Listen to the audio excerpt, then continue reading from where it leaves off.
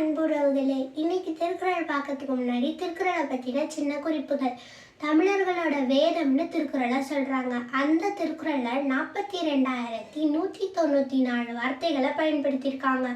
இந்த திருக்குறளை முதல்ல அச்சிட்டவர் யார் அப்படின்னா தஞ்சை ஞானப்பிரகாசர்.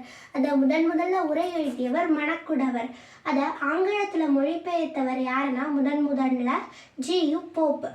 திருவள்ளுவரோட பெருமையை கூறுற நூல் திருவள்ளுவ மாலை. அதை 53 புலவர்கள் பாடியிருக்காங்க.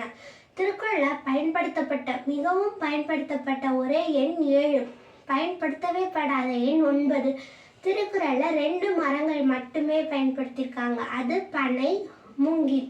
பயன்படுத்தப்பட்ட 2 மலர்கள் அனிச்சம், குவளை. பயன்படுத்தப்பட்ட ஒரே பழம் நெருஞ்சி பழம். இந்த திருக்குறளில் பயன்படுத்தவே படாத 2 சொற்கள் தமிழ் மற்றும் கடவுள். இப்படிப்பட்ட திருக்குறளில் இன்னைக்கு நம்ம 7ம் 8வது அதிகாரத்தையும் பார்க்கலாம். இப்படி ஒரு நல்ல வாய்ப்படுத்தி ஏற்படுத்தி கொடுத்த அனைத்து நல்ல உள்ளவர்களுக்கும் நன்றி, வணக்கம்.